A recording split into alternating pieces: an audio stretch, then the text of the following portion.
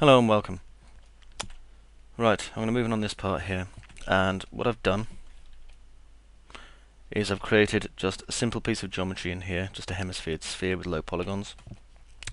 I'm going to build a particle system, just build a particle flow source, and I'm just going to drag it out using auto grid just on this surface, simply because I'm lazy and I can just pin this to the surface, and then I can use the icon. Now I'm going to change this to local and just spin it 180 degrees and then it's connected. Okay, now what this means is that I now have a particle system spitting these out like so, but it's coming out of our particle flow icon at the moment. Now another thing I need to do is, if you look at this shape here, I've replaced my ground with this to increase the speed of our calculations. If you're using a complicated geometry object for this, it's going to take a lot longer. Alright, what I want to do first is create a few things I'm going to need. So I'm going to go over here at my space warps. I'm going to create some gravity, some wind. I should probably do that for the moment. I'm going to go down to my deflectors and create a U deflector. Right, quick rundown of these. By the way, at this point, you don't really need the afterburn. This is just a particle system. Okay, so we've got this, which is our gravity. We're going to make particles adhere to the rules of gravity and go down after a while. This is wind, it's going to blow them about a bit. And this is going to tell particles that they can collide with certain objects when we tell them to. In this case, the proxy box. And I'll just give the proxy box a good name. I'm going to call it proxy box, because I like proxy boxy. Okay, now, what I need to do next is just... What I need to do now is open up my particle flow scene, and I've got one just sitting over here at the moment, doing nothing. So I'll just drag it over. I can also press 6 to bring this up. And I'm going to name this Flame. There you go, Flame On. A nice geeky reference that I'm sure far too many of you will get. Okay, and all I'm going to do here... Oh, hang on, I've accidentally deleted my particle flow. These are my old tests.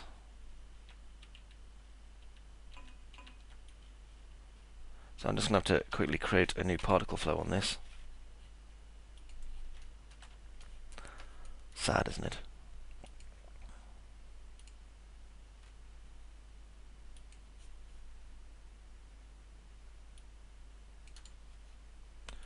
Let's turn it over again. Don't know how much to delete that. I mustn't have been paying attention.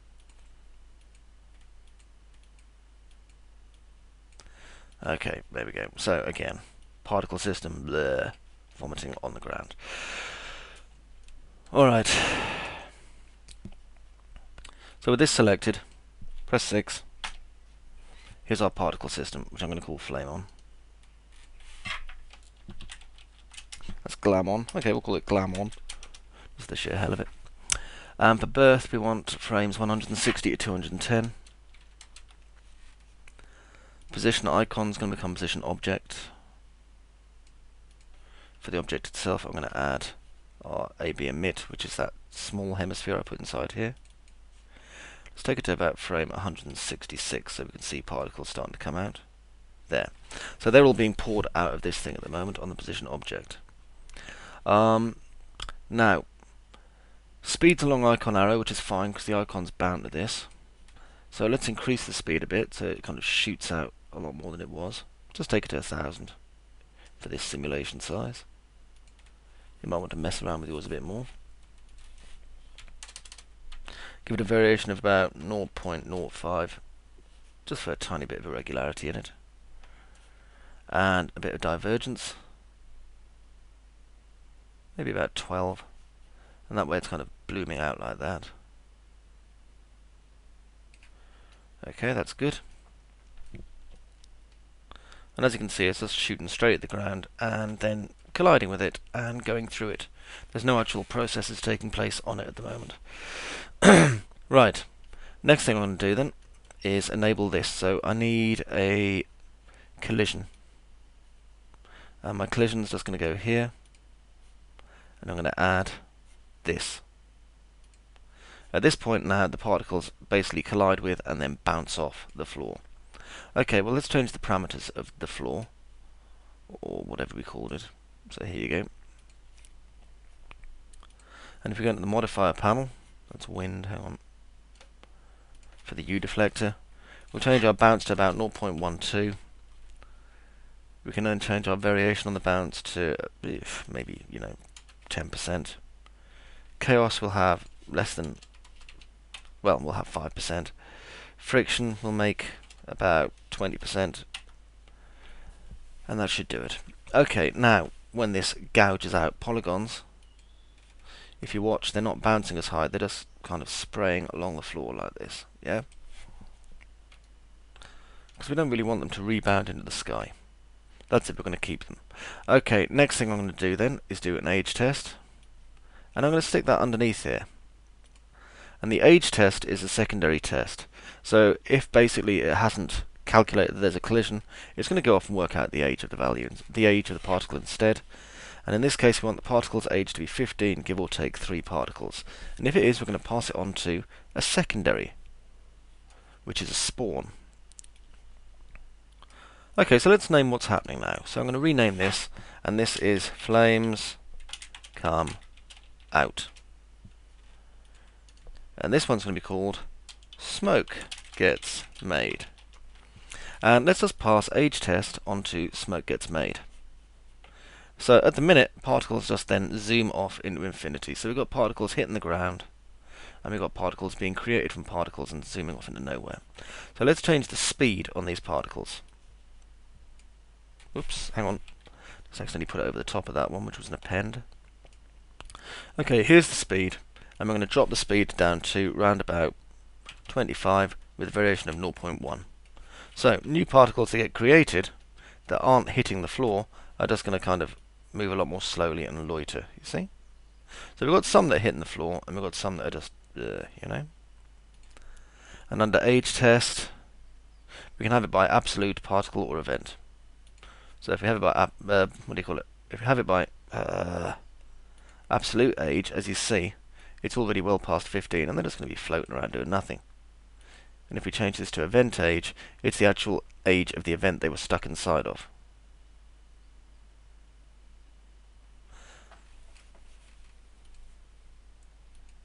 So I'm going to keep it back at particle age, which is where I want it. And as long as it's greater than the test value, it's being passed to this spawn. The spawn here is then going to have a force applied to it. So stick the force here, and I'm going to add some wind. The wind's now going to start blowing these upwards, like so. Let's just there, you see? Now what we can do is just change the way the wind's actually functioning on this, so we can add a little bit of turbulence perhaps. Maybe about 0.4, and change the frequency to about 0.15. And now if I go back and just do this, you'll see we get some nice movement there from this as it's rising. It's a little bit too strong though, so let's just drop down the strength.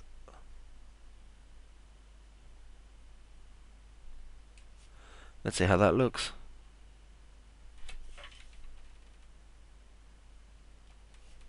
Okay, that's not bad. So we've got that coming off now.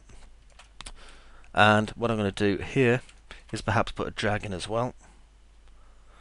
So if I go to my forces, there we are, and I can put a drag in. There's our drag. And I can then use the drag inside the simulation as well. So here's this, and force, add, drag. Now at the moment the drag doesn't really have any parameters as such, so if we take time on and time off, we'll take time on from round about frame 200 and say 200 to about 290. Okay, so now you can see it takes effect. until we get to frame 290, and then it just turns off and doesn't care anymore. And if we give it unlimited range and change the damping on everything to round about 12%, there, and you see that we start to get much more clumping on this, much more kind of a slow down as it pulls it back, which is what we want. Okay, now if I go over here, I want to apply some gravity, so I'm going to need a force in my flames come out as well. So force, and just stick it in just up here. And I'm going to add gravity. Now I've got to be careful here because my gravity at the moment is so strong that these things are just going to literally pour out and hit the ground pretty much immediately. So I've got to make sure that I've got a low gravity influence going on. And I'm going to change my influence to about 150. There, and as you can see now, they're still spraying out, hitting the ground, so that's okay.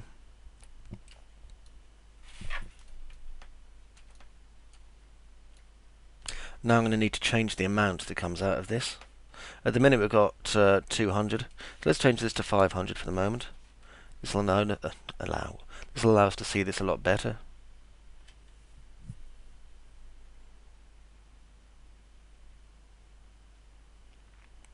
Alright, that's cool. Now I think probably I'm going to want around about 1,000 particles for our entire calculation. And I think probably for the force over here I could do with a second drag. So just going to pull out another drag over here. This is our drag 2.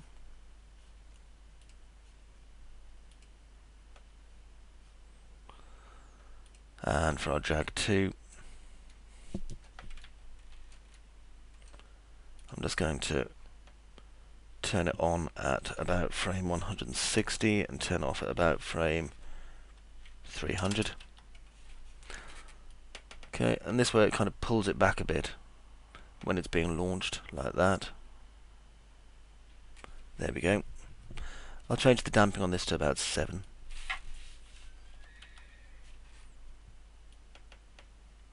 There. And that's much better. So now we have our basic kind of particle system covering this stuff coming out. I'll just tidy it up so that it's all over here. And I can make a delete modifier if this is going to be even longer, so that when this gets to a certain age, we can either delete the original particles or delete the smoking particles or whatever we want. But at the minute, no, that's okay. So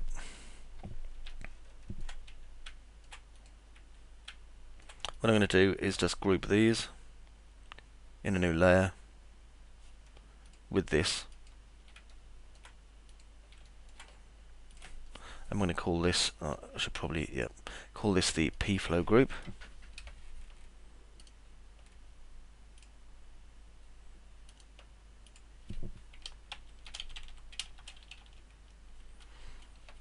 And just make sure that it's got all the P-flow stuff inside it.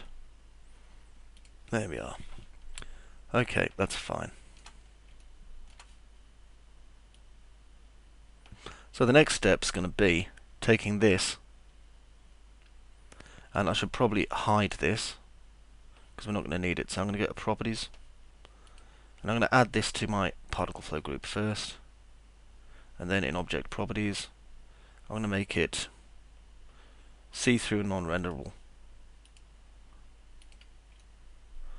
Okay, because we don't need to see it.